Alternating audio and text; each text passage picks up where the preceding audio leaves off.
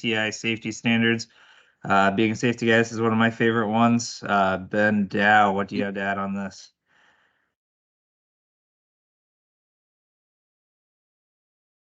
Or Dad? Oh, okay. Well, we're required to work to all those standards. Yeah, there you go. I'm sorry. Yeah. Oh, yeah. I was going to say that we always endeavor to operate within those safe systems, but always to try to follow best practice in order to maintain safety as our highest priority. This is another way to say it. Sorry, I was muted again. Right. So in other words, following the rules isn't always safe. You got to think about what those rules mean and why you're applying them for your situation. Yeah, well said. Keep our highest priority always in mind. And sometimes if the rules aren't safe, the best thing you can do is stop, think, and maybe give us a call and we can come work through it with you and we can try to figure out a best plan. So, get it. All right, so we have 23 days without a recordable injury. We have 23 days without a first aid injury. So let's get that pumped up a bit higher. Just some reminders. Make sure you regularly check your bucket retaining systems, especially the Craig wedges, which should be tightened every 4 hours of work.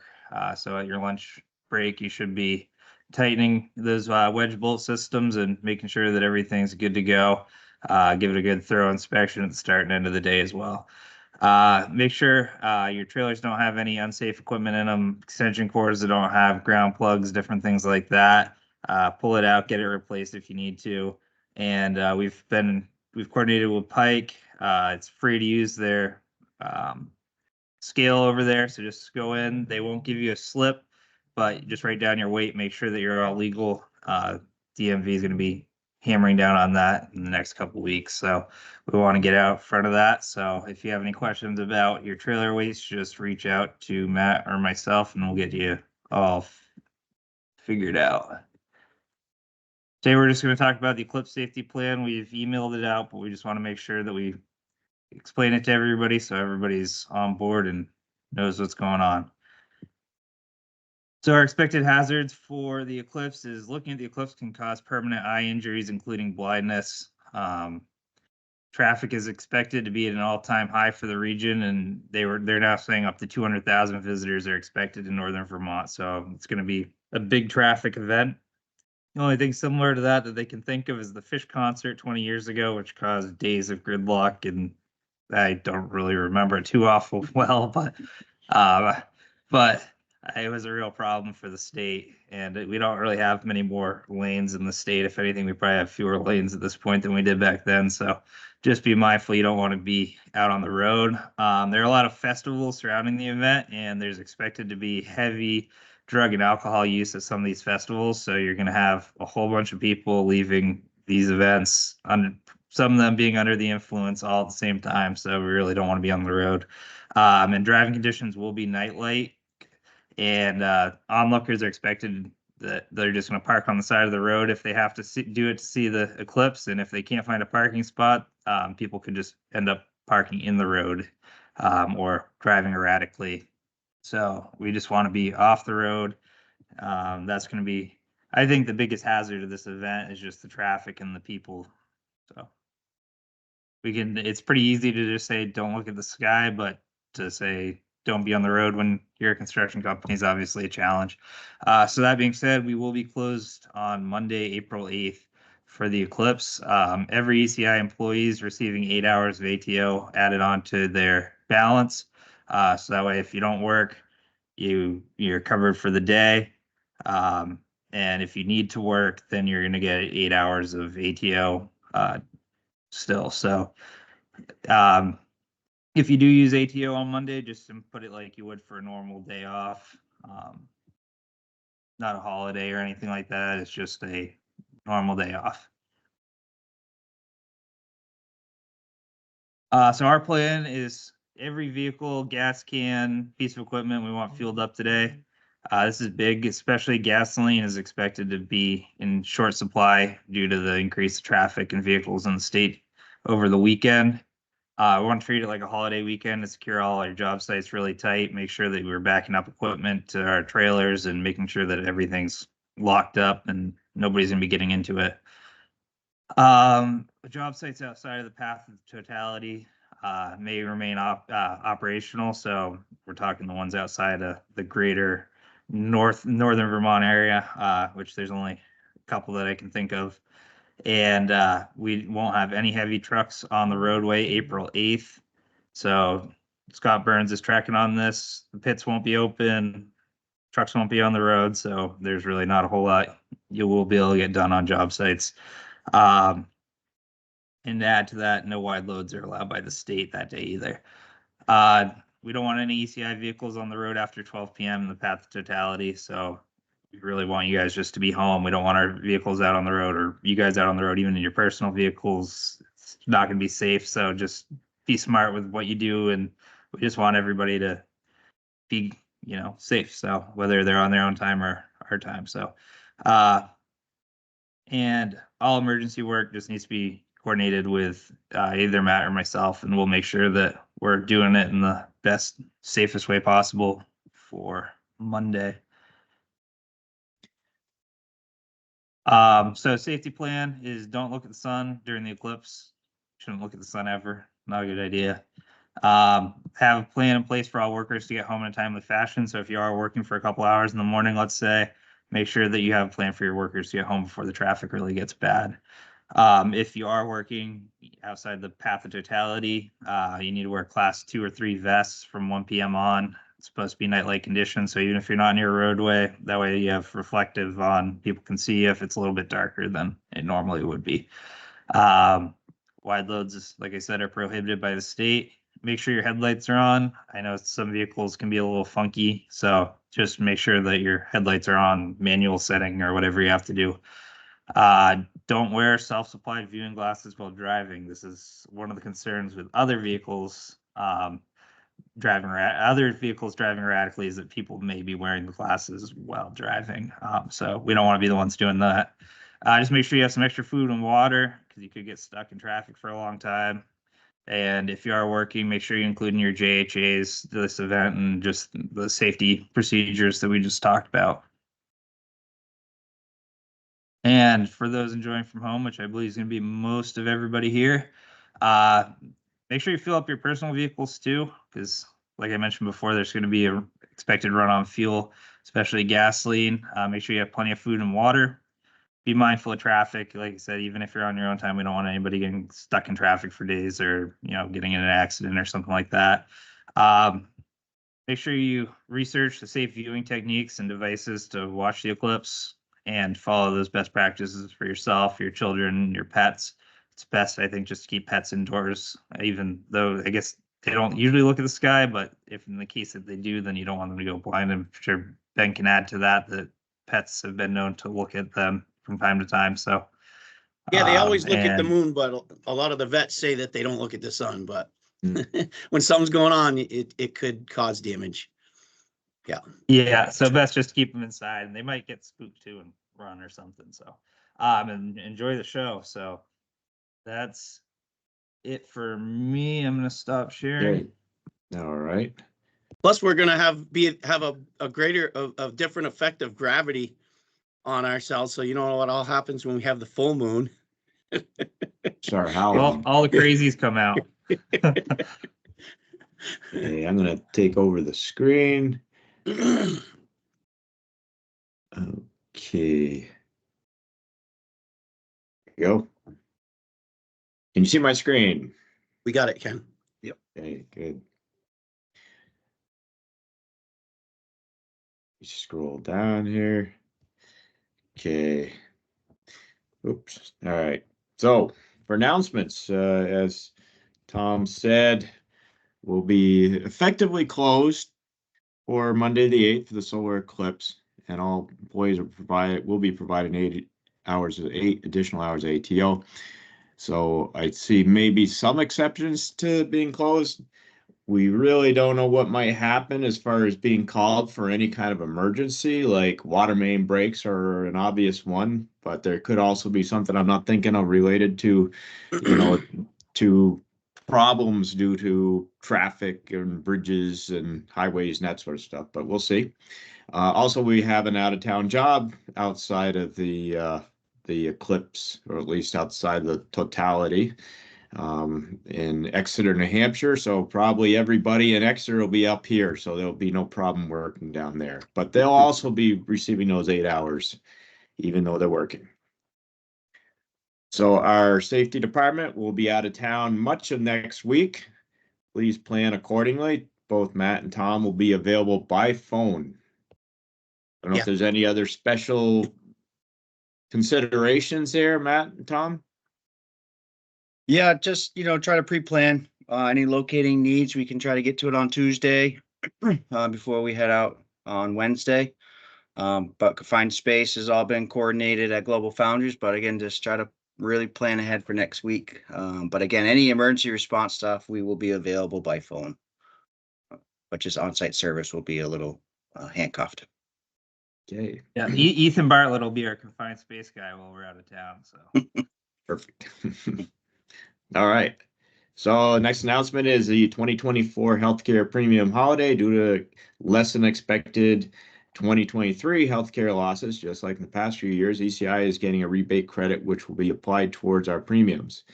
As like last year, during the holiday will last 14 weeks, beginning with April 5th paycheck. So that's this week. So you'll see more money in your paycheck if you are on the healthcare program. This is a great time also to boost your pre-tax HSA, your health savings account contribution for future medical expenses. So check with the administration office for more information there. And then this week, April 5th, we will begin our enrollment of the supplemental life and accident insurance. No medical exam is needed, so that makes it appealing to some people for sure. And look for flyers. That was in last week's payroll envelope, actually. And our insurance representative, Tiffany Hyatt, will be presenting after we finish the regular format here. Tiffany, could you give us just a quick rundown of what you'll be talking about? Sure. Good morning, everyone. So I will be talking briefly about a couple of your employer paid benefits. And then, as was mentioned here, we have an open enrollment opportunity for additional life insurance and accident insurance. So I'll go over the basics of those two policies and how to enroll. Perfect. I look forward to that. And just a quick reminder here, the Morgan Stanley financial advisors are here this morning. I guess if that's still on, I'm sure that some people are kind of bogged down in the snowstorm. And yeah, I think that got canceled, Ken. Okay, I thought all right. Melanie sent you something yesterday saying that Oh, nobody had signed up, so. Oh, probably didn't notice it. Okay, all right. Well, good. Nobody signed up. They were smart for seeing this problem. Vehicle insurance cards are in. There's an old announcement here. So see Chico, Pat Wells, Scott Burns. And this is from last week. I just kept it on here as a reminder. Visiting hours for George Shortsleeves are from 3 to 7 p.m. That's tomorrow at the Corbin and Palmer Funeral Home. So George passed away about a week and a half ago. He was a former long-time employee who'd recently retired or semi-retired from ECI. And there's some links to his obituary and some photos there. Hopefully see some of you there. I was planning on attending. We have several new employees. We have Tim Stevens, who is a new railroad flagger. Colby McCauley. He's going to.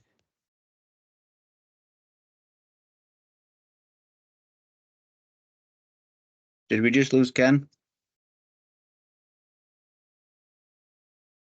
I see him stuck.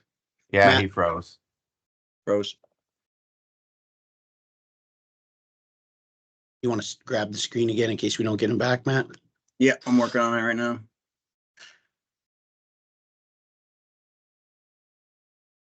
Let me know. I got mine open.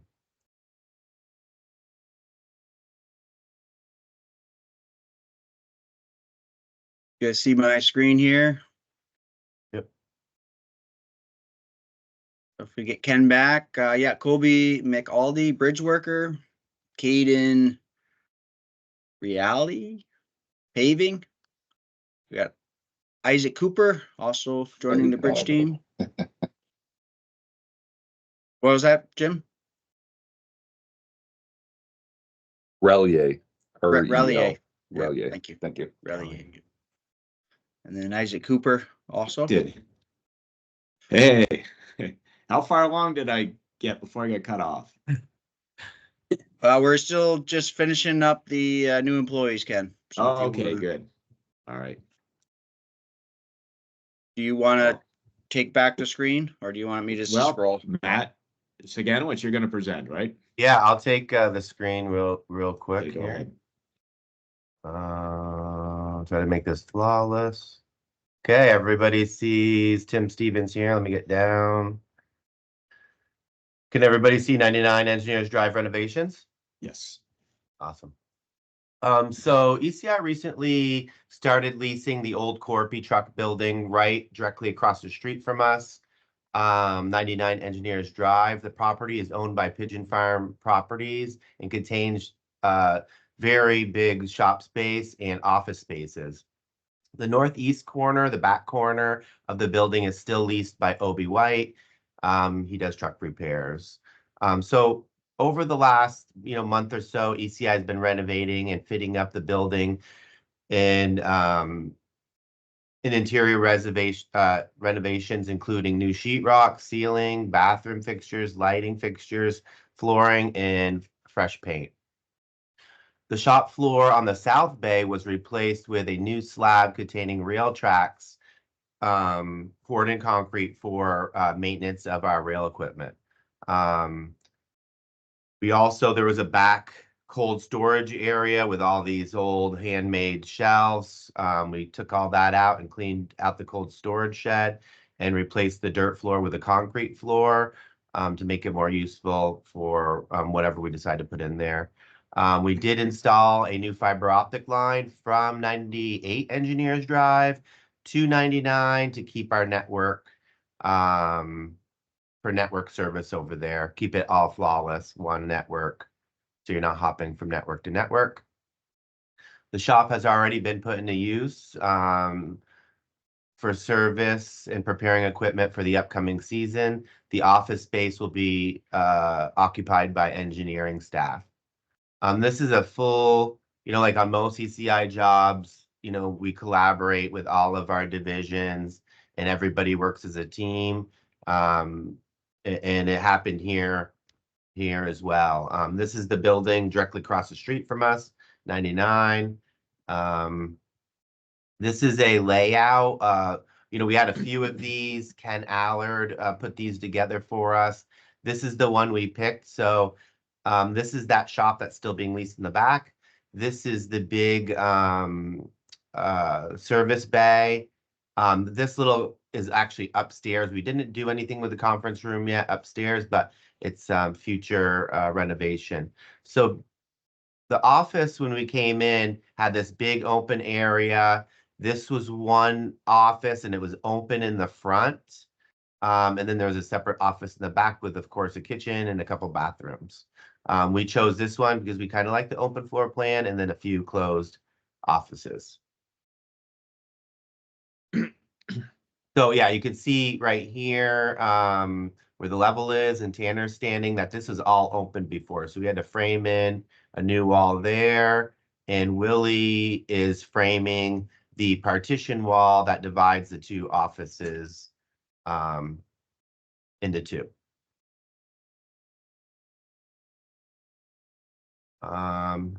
We did change all the ceiling tiles. This is an older building, hasn't been renovated in a while, so everything was kind of dark and dingy and dirty. So we upgraded the tiles. This is Walter changing out some of them. He was tall, so he's the perfect guy to do this job. And you can see that we teared out all the carpet, old countertop. And here is the office space all done.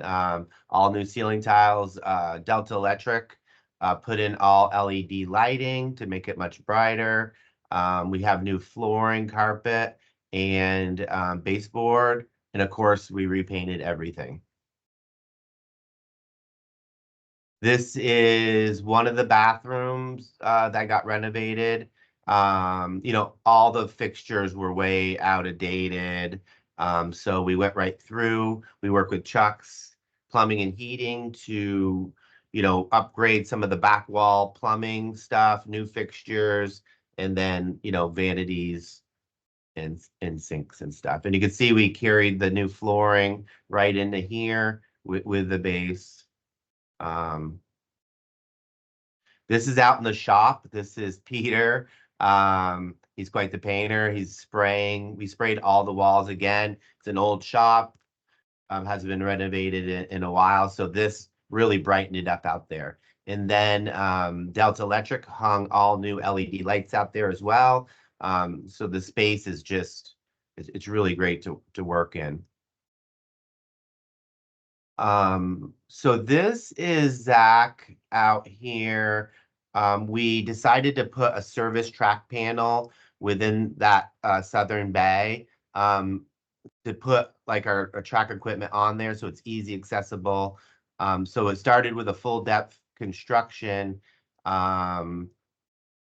And we did put down some fabric, and this is outside of the shop. So we want to protect our installation with board for frost and stuff like that. Ronnie Johnson was a big part of this, making sure you know, we're doing it to his standards. This is the sub base ballast Zach put in for us. Zach and Mason, one of his workers. The guys have these pre-built track panels out back. We've got Ben McKinney out here, Adam Page, Lee Zebby, and I'm not sure who this is. Might it be Wayne Westover? Going over the track panels. Basically, we pulled these right into the bay over the sub base, as you can see here, and then we flood it all with ballast.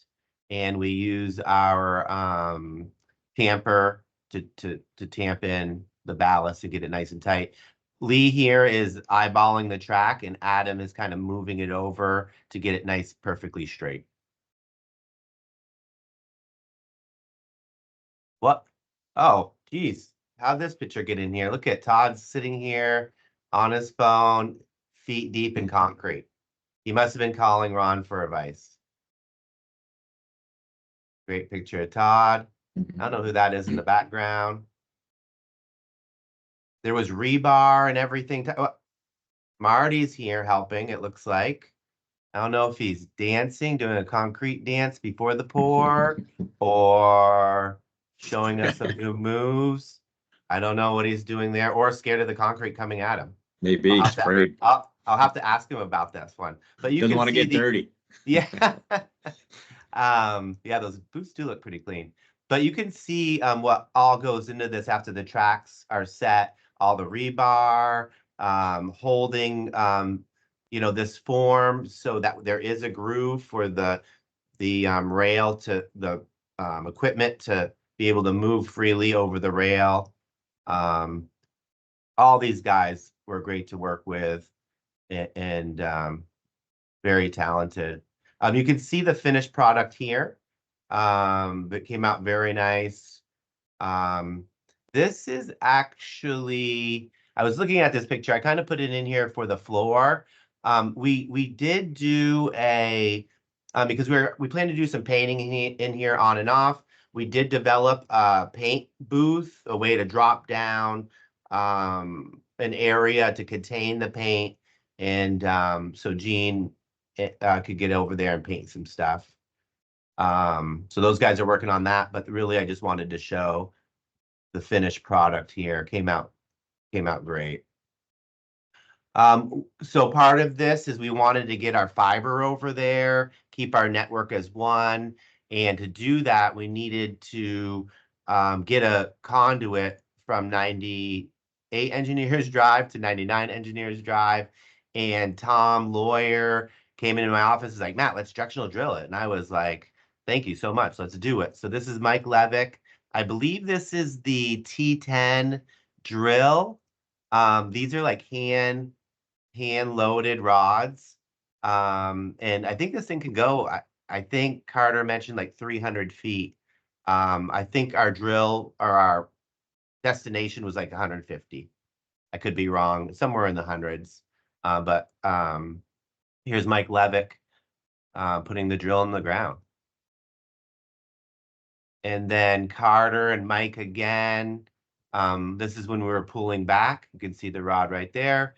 And again, you know, like the drillers do their work very well. It was a success. We pulled 2 conduits over, one for future use and one for the fiber.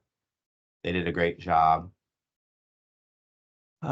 This is in the back of the building was a nice storage area. Unfortunately, there was all these handmade shelves. It was kind of falling apart. So we gutted the whole area and it had a dirt floor. So we decided to pour concrete in there.